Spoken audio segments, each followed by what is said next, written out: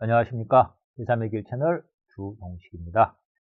오늘 약간 좀 예민한 주제를 말씀드려야 할 것 같습니다. 호남이 바뀌어야 대한민국이 산다. 이런 주제로 말씀을 드릴까 합니다. 전주시, 호남에 이제 전주시, 전주 있죠? 여기 원래 호남의 대표 도시였습니다만, 이 전주시 한 가운데에 전주 종합경기장이 있습니다. 1963년에 건립된 그런 55년 된 건조물입니다. 이 경기장의 재개발은 그 전주시의 수건 사업이었습니다. 사실 이게 지금 대한민국의 이게 도심 한가운데에 그렇게 낡은 경기장 시설이 남아있는 도시는 아마 드물 것 같습니다. 전주 고속버스 터미널에서 걸어서 한 5분 내지 10분 정도밖에 안 됩니다. 2012년 당시에 그 당시 그 송하진 전주시장, 지금은 이제 이분이 전북지사입니다. 당시 그 시장이 전주 종합경기장 이전 및 호텔 민간 투자 사업자로 롯데쇼핑을 선정을 했습니다. 기부대 양여 방식으로 롯데쇼핑이 육상 경기장과 야구장을 월드컵 경기장 근처에 이전 건립하고, 현 부지에는 200실 규모의 호텔과 백화점 등 쇼핑 시설을 건립한다는 이제 그런 계획이었습니다. 경기장 부지 절반에는 롯데가 쇼핑센터 등을 짓고, 나머지 절반에는 전주시가 다목적 전시 컨벤션 센터를 국비 재정 사업으로 추진하기로 한 그런 계획이었습니다. 그런데 이제 그 시장이 바뀌었어요. 후임이 이제 김승수 시장이 됐습니다. 이분이 그 전임 시장이 했던 그 계약까지 한 사업을 취소합니다. 그 명분이 뭐였냐? 전주의 신장부이자 시민의 애환과 추억이 담긴 종합경기장을 롯데에 빼앗길 수 없다. 그런 명분이었습니다. 그러면서 이제 국비 사업으로 추진하기로 했던 전시 컨벤션 건립도 만료 시한을 넘겨서 무산이 됐습니다. 이제 그 조인트로 같이 터키로 같이 하기로 한 사업인데 하나가 안 되니까, 롯데 쇼핑과의 사업이 안 되니까 국비 재정 사업도 무산이 된 거죠. 그렇게 되니까 김승수 전주시장이 공개 사과를 했습니다. 그런데 이분이 사과를 하면서 또 뭐라고 했느냐. 한번 대기업에 내준 시민의 땅은 다시 찾을 수 없다는 점에서 저의 선택이 틀렸다고 생각하지 않는다. 이렇게 했습니다. 그러니까 아마 자기 잘못한 게 없다는 거죠. 원래 이 전주 종합경기장이 소유권이 전주시에 있는 게 아닙니다. 전북도에가 있어가지고 재개발 사업이 추진되지 않으면 전북도에 돌려줘야 됩니다. 그리고 작년 10월 16일, 그러니까 좀 그 시간이 지난 뒤에 송하진 현재 전북지사가 전주 종합경기장 개발과 관련해가지고 전주시가 전적으로 책임을 지고 추진해야 한다. 이렇게 이제 밝혔습니다. 그리고 전주시에 기대하기 어렵다고 판단되면 도유재산 환수 등 결단을 내리겠다. 이렇게 말을 했습니다. 한마디로 이제 전주시에 맡겼던 거 이제 되찾아가겠다 하는 이야기죠. 이제 이런 사례가 또 있습니다. LG그룹의 IT 서비스를 담당하는 LG CNS라는 회사가 있습니다. 아시는 분은 잘 아시겠습니다만, 이 회사가 IT 서비스 하는 회사지 농업회사가 아닙니다. 근데 이제 이 회사가 2016년 7월에 이제 이런 발표를 했어요. 새만금에서 스마트팜 사업을 시작하겠다. 3,800억 원을 투자해가지고 23만 평. 이게 여의도 4분의 1 면적입니다.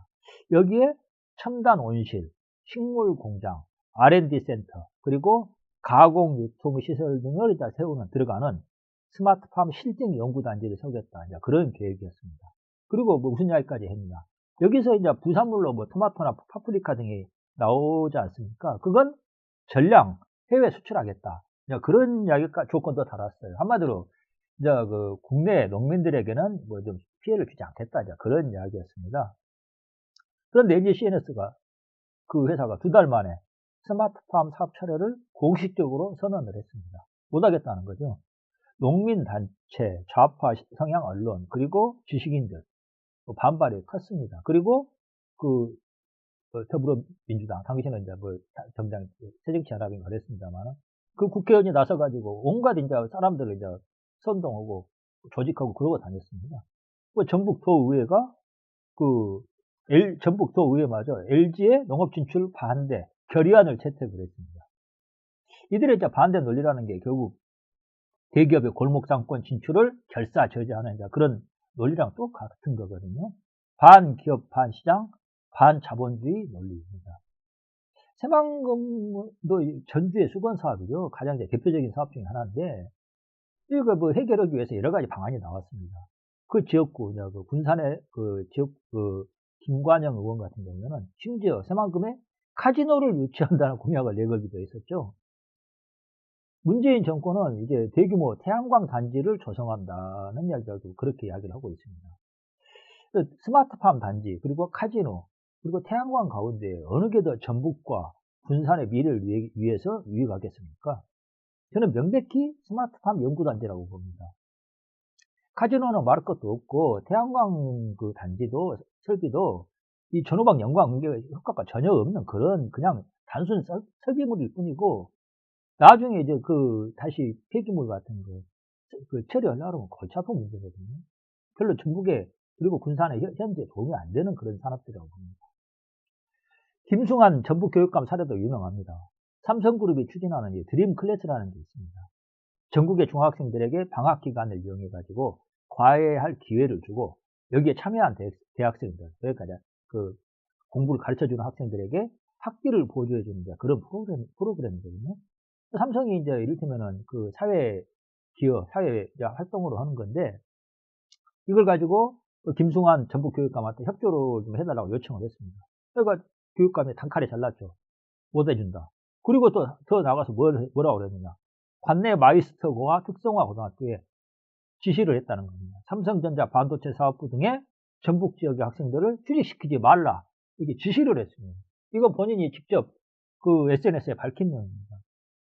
교육감이면은 이렇게, 비록 자기 관내 학생들이지만 학생들이 자기 노예도 아닌데 기업 취직의 자유까지도 가름막을 수가 있는 건지 의문이긴 한데, 하여튼 그랬습니다. 2017년에는 광주시가 민주노총 그리고 하국노총의 차량과 방송 장비 비용으로 1억 6천여만 원의 예산을 편성해가지고 시의회가 승인을 했습니다. 두 노총의 이게 시위 데모용품입니다.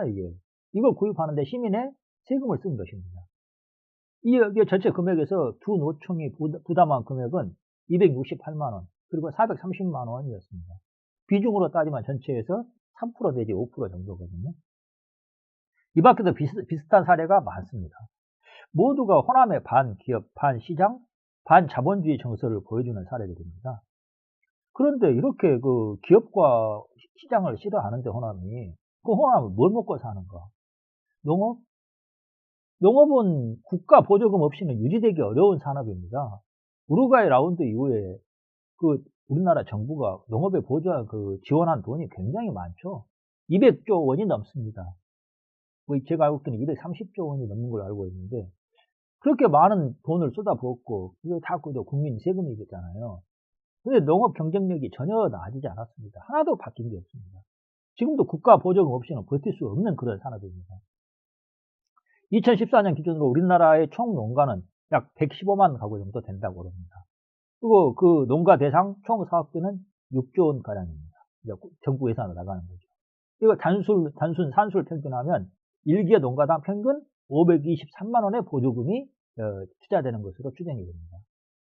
이 보조금이라는 게 농업 보조금만 있는 게 아닙니다. 2014년부터 2017년까지 호남 지역의 1인당 국고 보조금은 약 43만 3천 원입니다. 영남 지역은 1인당 33만 4천 원, 전국 평균은 24만 6천 원입니다. 호남 지역에 나가는 보조금이 영남보다 29% 많고, 전국 평균에 비해서는 75%가 더 많습니다. 이런 사례들이 보여주는 게 어떤 거냐. 호남에 사실 특별한 산업이 없지 않습니까? 그러니까 국가 예산으로 지원받지 않으면 생존이 불가능하다는 이야기입니다. 그러면 그 국가 예산이 어디서 나오는가? 때가 되면 하늘에서 비처럼 쏟아져 내립니까? 우리나라는 자급자족이 불가능한 나라지 않습니까? 해외에 나가서 벌어오지 않으면 순식간에 베네수엘라 꼴이 됩니다. 나라가 망한다는 거죠. 그리고 바로 그렇게 필요한 돈을 해외 시장에 나가서 치열하게 경쟁해서 벌어오는 게 바로 기업들이거든요. 김승환 교육감 이야기 앞에서 했습니다만은 호남분들이 삼성 엄청나게 미워하십니다. 김승환 교육감은 사실은 그렇게 삼성에 취직도 하지 말라고 해놓고 실은 본인이 정작 도의회인가 나와서 발표하는데 삼성 노트북 쓰고 있는 게 찍혀가지고 막, 뭐, 그것도 말이 나와 있었습니다만, 하여튼 호남 분들이 삼성 엄청 미워하십니다. 삼성은 악의 상징이고, 이재용은 감옥에 보내야 되고, 삼성그룹은 심지어 해체해가지고 국유화해야 된다. 그렇게 생각하시는 분들이 꽤 많습니다. 그런데 그 2017년 삼성전자 전체 매출액이 약 240조 원가량 됩니다. 이렇게 사업을 전 세계적으로 하기 때문에 각 나라에 지불한 조세 공과금이 15조 1천억 원입니다. 삼성전자 매출은 그 87%가 해외에서 나옵니다. 그런데 조세 공과금은 81%를 우리나라에 내고 있습니다.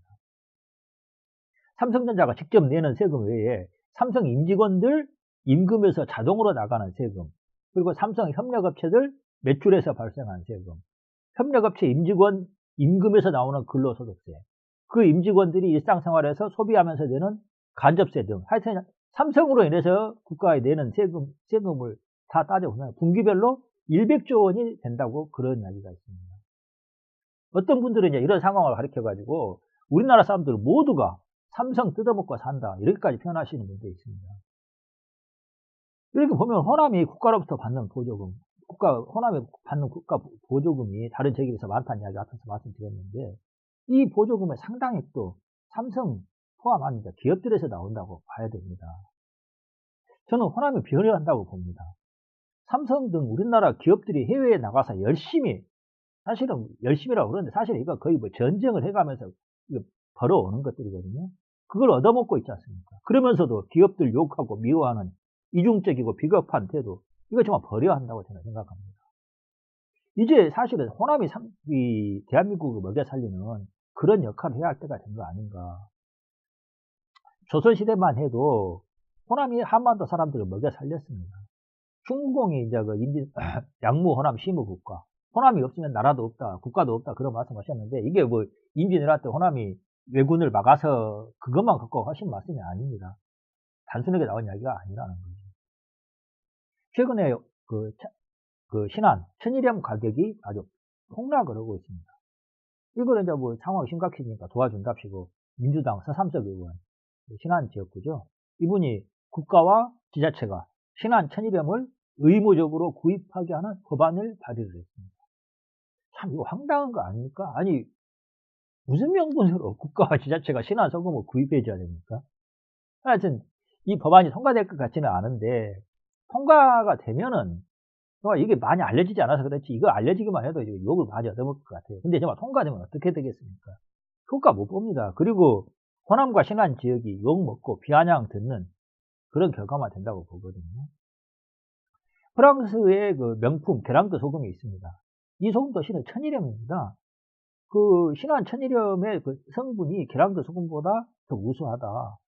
그런 조사도 있습니다. 그런데 신안 천일염은 가격이 폭락하고 심지어 그 온라인에서 불매 운동까지 벌어집니다. 왜 이런 차이가 생길까요? 우리나라 재벌 기업이 신안 천일염에 투자하다가 포기한 적도 있다고 그럽니다. 법적인 규제도 물론 있었겠습니다. 하지만 정말 그런 법적 규제가 없다 치고 그 기업이 정말 신안 천일염에 투자하겠다고 나서면 무슨 일이 생겼을까요? LG, CNS 스마트팜 한다고 했을 때보다 훨씬 더 격렬한 저항 운동이 일어나지 않았을까요? 저는 그럴 가능성이 굉장히 높다고 봅니다. 신안 천일염이 명품이 되려면 대규모 자본 투자가 필요합니다. 그게 없으면 신안 소금은 명맥이 끊길 걸로 봅니다. 그리고 우리는 결국 이제 외국 소금 사 먹게 되겠죠. 대규모 자본 투자는 우리가 그렇게 욕하는 재벌들, 대기업들이 해야 됩니다. 국가가 예산 쏟아부을 명분도 없고 또 쏟아붓는다 해도 성공 못 시킵니다. 이거 뭐 약간 우스갯소리가 농담 같지만은 뭐 삼성전자가 삼성이 반도체 사업 성공시킬 수 있는 가장 큰 이유 중에 하나가 당시 반도체가 뭔지를 우리나라 공무원들이 몰랐기 때문에 그래서 간섭을 안 해서 성공할 수 있었다. 뭐 우스갯소리 같지만 실은 우스개만은 아닙니다. 뭘 이야기하느냐? 공무원이 그 시장과 민간이 하는 사업 방해만 하지 않아도 당연한 이야기입니다. 국가는 그런 경영 능력이 없어요. 호남 출신 전직 고위공직자들 말씀을 들어보면은 이제 전직입니다. 그러니까 오랜 세월 그 공무원 생활하신 분들 이야기 들어보면은 전국의 공무원들 가운데 호남 공무원이 가장 무능하고 가장 부패했다. 이렇게 말씀하시는 경우가 많습니다. 제 기억에 노무현도 비슷한 이야기를 했습니다. 영남 공무원들은 자기 지역 사업 국가 예산으로 지원해달라고 요구를 해올 때 근거나 당위성을 이제 설득력 있게 비록 이제 조사해서 제시를 한다고 그럽니다. 그런데 호남 공무원들은 그런 게 아예 없다는 거예요. 무능하고 무성의하다는 그런 이야기입니다. 왜 이런 차이가 생길까요? 저는 결국 호남과 영남의 시장 경제에 대한 이해도 차이에서 이런 차이가 생긴다고 봅니다. 기업과 시장을 거부하고 정부와 공공이 정의롭다고 생각하는 분위기에서는 이런 현상이 필연적으로 발생을 합니다. 원래 시장이라는 것은 상호 제시하는, 거래하는 쌍방이 상호 제시하는 조건에 합의해야 됩니다. 서로가 만족해야 거래가 성립한다는 거죠. 하지만 정부는 그렇지 않습니다. 그냥 정부가 주는 사람이 정부가 주는 조건에 따라야 됩니다. 그 과정에서 필연적으로 연고주의가 발생하고 부정부패가 발생합니다. 시장과 공공 가운데서 어느 게 더 투명합니까? 명백하게 시장이 더 투명합니다. 상호 합의 조건이 딱 투명하게 보여지고 그게 합의가 돼야지 거래가 성립이 되니까. 호남은 이런 원리를 거부합니다. 이게 호남의 자승자박, 스스로 손발을 묶고 있다는 겁니다. 이게 자승자박이 되고 있습니다. 2013년부터 2017년 8월까지 금액 기준으로 농업보조금 부정수급 1위가 전북, 2위가 전남입니다. 이게 호남 공무원들의 부정부패랑 무관할 것 같습니까? 제 고향이 광주입니다. 얼마 전에 광주에 갔더니 이 광주 지역 아파트 값이 엄청 올랐다고 그러더라고요. 신도시 지역의 경우에 50평형대 아파트가 15억 원에 거래된다는 이야기를 들었습니다. 그나마도 물량이 없다는 소리까지도 있고 그러는데 저는 호남 경제가 살아나기를 바라는 입장입니다. 그런 점에서 기쁜 소식이기도 하는데 또 한편 의아하기도 했습니다. 현지 마을 분위기를 보면 경제가 절망적이라고 그러거든요. 그런데 아파트 가격이 올랐다는 겁니다. 이게 왜 이런 현상이 생기는가? 제가 보기에는 이게 좀 대구와의 동조 현상 아닌가 그런 생각을 해봤습니다. 대구가 전국에서 가장 못 사는 주요 도시 중에는 가장 못 사는 도시라고 그러죠. 대구 분들 많이 한탄하는데 사실 좀 엄살 측면도 있고 약간 다른 측면이 있습니다. 뭔 이야기냐? 대구 아파트값 엄청 비쌉니다. 유명하죠. 또 5만원권 고액권 퇴장률이라고 그러죠. 한국은행이 5만원권 지역에 풀면은 가장 사라진다는 겁니다. 돈이 어디로 가느냐? 결국 그 지역 개인들 금고 속으로 가게 된다는 겁니다. 그리고 외제차 등 명품 구매가 두드러지게 많은 도시이기도 합니다. 이건 대구 지역의 경제력과 무관하게 부자가 많다는 이야기입니다. 그리고 그 부자의 자산이 산업 활동보다는 다른 경로를 통해서 얻은 것이라는 얘기입니다. 정부 고위직들이 얻는 부수적인 자산 효과라는 게 대표적인 거죠. 박정희 정권 이래 대구 경북은 정부 고위직을 많이 배출한 지역입니다. 광주의 지역 경제가 암담한데도 아파트 가격이 뛰어오르는 것도 비슷한 현상이 아닐까 그런 생각을 하게 됩니다. 문재인 정부 들어서서 호남, 특히 광주 전남 출신이 정부 고위직으로 많이 발탁이 됐죠. 그런 현상이 부동산 가격에도 영향을 준다고 봅니다. 저는 박정희 대통령이 위대한 업적을 남겼다고 생각을 합니다. 하지만 극복해야 할 과제도 많이 남겼습니다. 경제 측면에서만 보자 그러면은 가장 대표적인 게 정부가 자원 배분권 그리고 규제권을 틀어지고 정경유착 관치금융 시스템을 만든 것이라고 봅니다. 이게 대표적인 거라는 거죠. 문제는 한국이 아직 이 시스템을 벗어나지 못하고 있다는 겁니다. 그리고 문재인 정권은 그 박정희 시스템을 더 왜곡하고 더 강화하고 있습니다. 개선하고 해소하는 게 아니라 더 악질적으로 만들고 있다는 겁니다. 정부 만능, 규제 만능, 그리고 시장과 기업은 타도해야 할 적이 되는 그런 분위기입니다. 문재인 정권의 정치적 상징 자산에서 호남의 비중이 큽니다. 호남이 사람 숫자로도 그렇지만 호남의 어떤 정치적 상징성을 문재인이 많이 이용하고 있다는 거죠.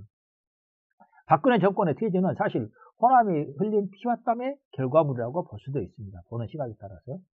그래서 문재인 정권에 호남 출신이 많고 그래서 영남 패권 대신 요즘 호남 패권이란 말도 나옵니다. 그래서 더 중요한 것은 이게 바뀐 사람들, 새로 국정을 운영하는 사람들이 과거보다 더 잘해야 한다는 것이거든요. 그냥 옛날 왕조 시대에는 그 왕의 성씨만 바뀌고 그 시스템은 그대로였지 않습니까? 그런 식이 되어서는 안 된다는 겁니다. 호남이 피땀 흘려서 열심히 싸워가지고 민주화를 위해서 싸웠는데 그 결과가 그 시스템 자체가 좋아지고 개선되는 게 아니라 영남이 누리던 기득권을 호남이 그대로 대신 누리는 시기에서는 안 된다는 겁니다. 저는 뭐 영남 패권을 많이 비판을 해왔습니다. 하지만 그래도 현재 대한민국을 이만큼 발전시킨 주역이 그분들이라는 사실을 부인할 수 없다고 봅니다. 호남은 이제 영남 대신 정권을 쥐었고 어떤 사회의 주류로 등장을 했으니까 영남이 했던 것을 시스템을 한 단계 업그레이드 시켜야 하는 과제를 안고 있거든요. 그래야 대한민국이 발전할 수가 있습니다. 그런데 요즘 어떤 돌아가는 추세를 보면은 자칫하면은 영남이 발전시킨 나라를 호남이 말아먹었다, 이런 소리가 나오게 될 것 같습니다. 호남이 대한민국에 빌부터 먹고 사는 게 아니라 다시 대한민국을 이제 먹여 살리고 발전시켜야 하는 그런 과제를 안고 있거든요. 그러려면 지금과 같은 반기업, 반시장, 반자본주의, 나아가 반대한민국 정서는 버려야 됩니다.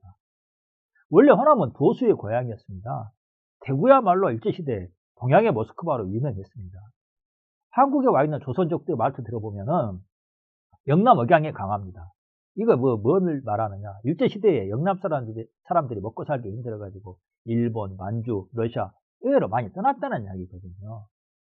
그 후예들이 지금 조선족이 돼서 한국에 들어와 있는 겁니다. 호남은 좀 달랐습니다.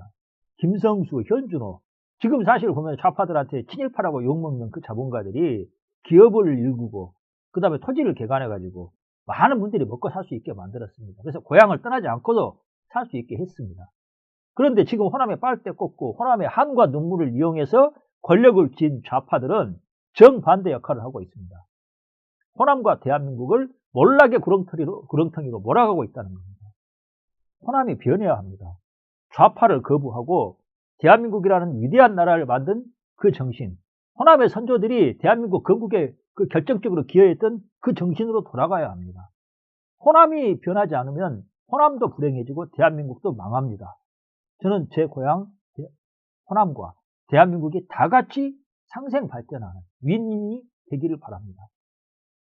대한민국과 호남 둘 중 하나가 죽어야 결말이 나는 현재의 이런 생태계는 안 된다, 바꿔야 한다고 봅니다. 불쾌하실 수도 있는 이야기지만 특히 호남분들, 제 애정과 정의감을 모아서 드리는 말씀이라는 것은 이해해 주셨으면 합니다. 들어주셔서 감사합니다.